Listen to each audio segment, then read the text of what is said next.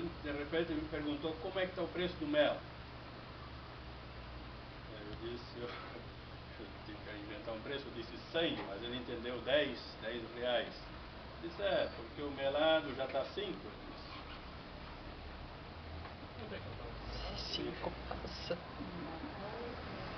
Aí ele fala, às vezes ele vai falar um pouco em alemão eu escrevi um pouco em inglês para traduzir o alemão dele, porque o meu alemão não é. Dizia, kann nicht mehr laufen, sind schon 3 Jahre. Ele, acho que são 2 anos, mas para ele já são 3, significa é longo já o tempo. E a causa, ele diz, dizem que vem da comida, os problemas de saúde, mas também diz ele que isso já existia em tempos antigos. Essas coisas, tem gente que fala que é do tipo de comida hoje em dia, né? Mas também antigamente as pessoas tinham problema.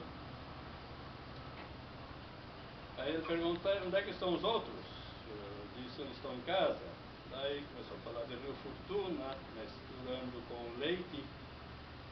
Ele disse, faz 1 ano que eu disse ao Tonho que vou também criar algumas vacas. Diz que ela tem 17 vacas e cada uma dá 40 litros de leite. Fala das coisas com um certo exagero, mas quando uma coisa é mais importante para ele, isso sai com um certo exagero.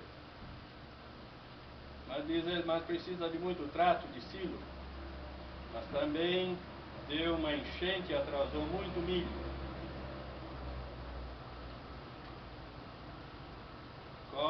Se colhe milho, como se colhe milho hoje com a técnica, vai misturando, né, jogando coisas aqui e ali. Às vezes fica mais em silêncio e de repente começa a falar de novo. Onde se plantava meio saco, hoje se planta 1 saco. Agora acharam outro tipo de adubo, e milho picado e canjica, 1 hectare, assim, daí eu não entendi bem, às vezes ele fala, a gente não entende bem o que está falando. Mas se chove, aí mesmo que o milho dá bom. E agora o problema é as capivaras, estão estragando a porção de milho na beira do rio. Eu vi uma com 4 filhotes. Dei um tiro e matei 2. Um tiro deve ter sido por outro. Mas não são boas de comer. Schmecken ja nicht. Aí passa a falar de novo de algum leite. Ele diz que a Lunete foi para Curitiba, que ela, de certo, ela vai, essa noite, ela vai trazer outra roupa para mim, porque essa noite eu molhei a roupa e sujei. Hoje também ainda não fui fora. Mas tem que ficar aqui, porque alguém tem que ficar comigo. Eu não posso mais me ajudar. Mas esses dias eu ainda matei uma jaracuçu, estava debaixo da minha cama. Esmaguei. Geschlagen. Antigamente, quem sabe a história, isso aconteceu, né? Mas ele vai misturando o passado com o presente. Daí ele contou toda a história da morte da mota. Ele a levou a Curitiba, fez a operação, depois como ela faleceu. E daí começou a insistir muito que ele queria sair da cama, ele queria voltar para casa. Ele disse, me bota no chão, me deixa descer aqui. Ele botou os pés para fora, eu ajudei a apoiar no chão. Disse que eu me botar no chão, se não tiver areia, não tiver grama, eu vou engatinhando, eu me arrasto, eu vou indo. Quer dizer, a vontade ainda de viver, se movimentar. Talvez ele se diz, aliás, um pouco em alucinação e não se toca com a realidade em que ele está.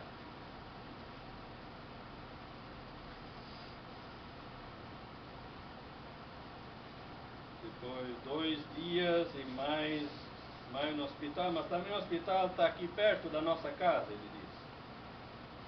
E como se não tivesse mais... Ele começou a tocar, queria abrir botões e disse que parece que não tem mais dedos, os dedos não obedecem mais. Né?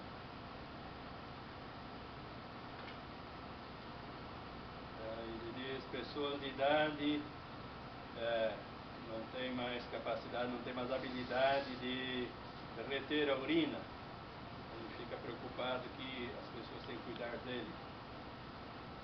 Assim por diante. Eu trago isso a conhecimento porque na vida da gente certas coisas isso aqui é como um testamento de alguém que está no fim da vida e como que fala do que na vida para ele foi importante. O trabalho, você sabe. Ele falava também do filho dele nas Filipinas, a fé, a convivência com pessoas. Às vezes ele ralha ainda algumas dívidas que alguns não pagaram para ele, certas coisas assim que são marcantes. Quando nós chegamos no hospital, ele também perguntou para a enfermeira se era muito caro. De repente ele se tocou que ele estava no hospital. Eu disse, não vai ter nenhum pagamento. Por isso são coisas que você sabe, na vida dele foram assim, ele era duro com dinheiro, certas coisas. Então reflete muito a personalidade, o modo, os valores que ele tinha na vida e que ele, de certa forma, transmitiu para nós. Diria que nem todos os valores, ou tudo que o pai tinha era valor, né? O papai também tinha defeitos.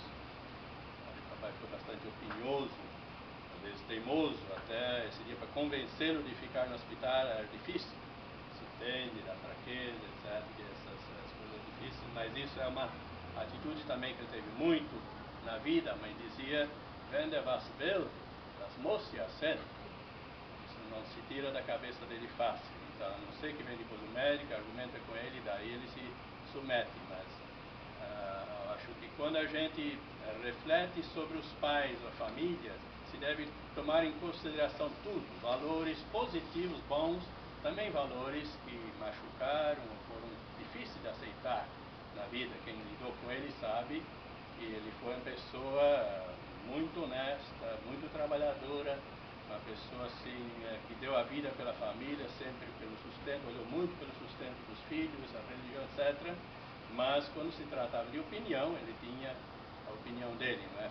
Era difícil dobrar o seu modo de pensar, e nunca se deixou mandar, vamos dizer assim, só no fim da vida agora, quando não tem mais como.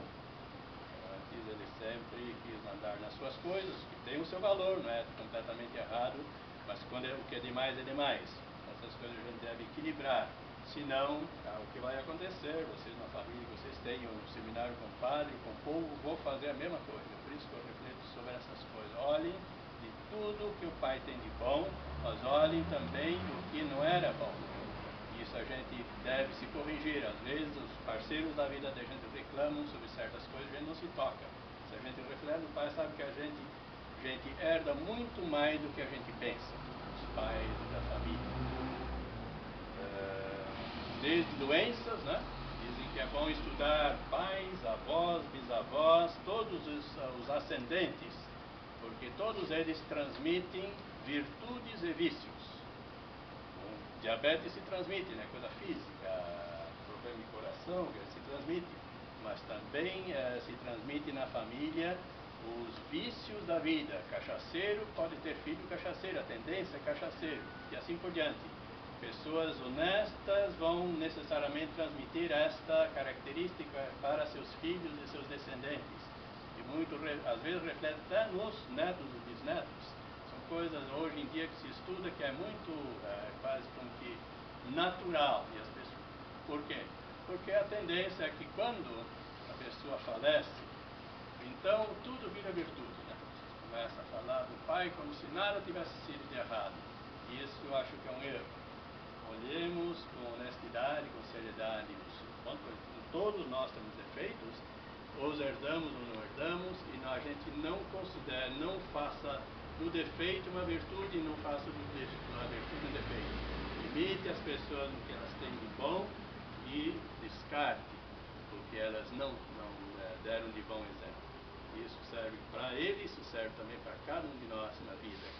E os nossos filhos, ou nossos, os que nos seguem, vão sofrer positivamente as nossas influências, vão sofrer também negativamente os nossos vícios ou defeitos da vida.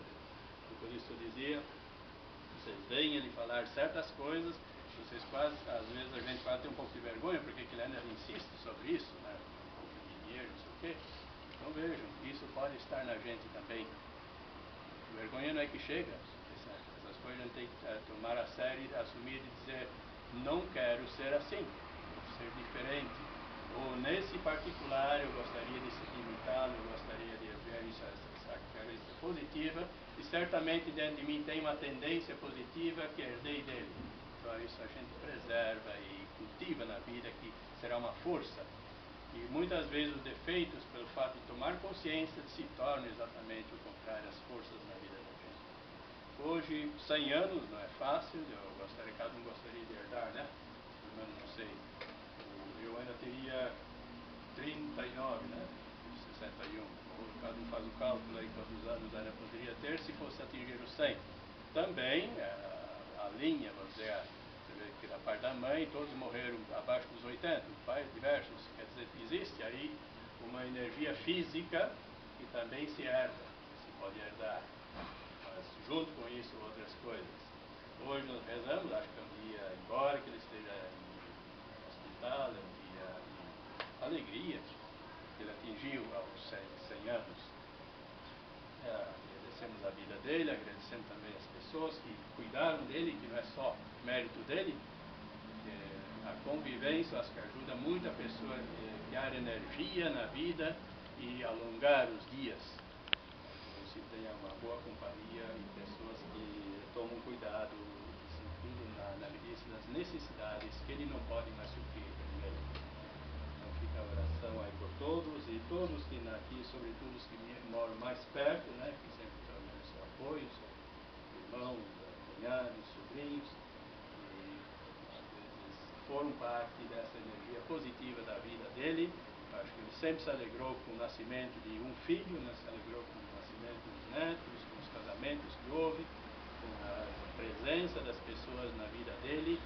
Ele foi uma pessoa que amou São Martinho, nunca quis sair de São Martinho, ajudou a construir a igreja, ajudou a construir a escola, ajudou a construir o hospital, e ele vibrava com essa realidade aqui. Nasceu um pouco mais acima, né, do centro da região, mas veio bem novo, aos 7 anos, morar em São Martinho. Desde aquele tempo, se fosse um dia falar, na época que falava que São Martinho ia encher, fazer uma represa aqui, ele ficou meio, como se diz, atordoado, meio perturbado, porque ele achava que de repente ele tinha que deixar São Martinho. Ele sempre viveu aqui, para ele seria muito difícil, embora ele comprou terras para fora, para os filhos, etc. Para ele mesmo sair de São Martinho teria sido muito difícil, porque viu isso aqui crescer, praticamente do início, e até hoje conhece praticamente, se você falar dos nomes das pessoas, ele vai dizer, né, agora não estou da memória, mas vai lembrar os antepassados que ele conheceu da família.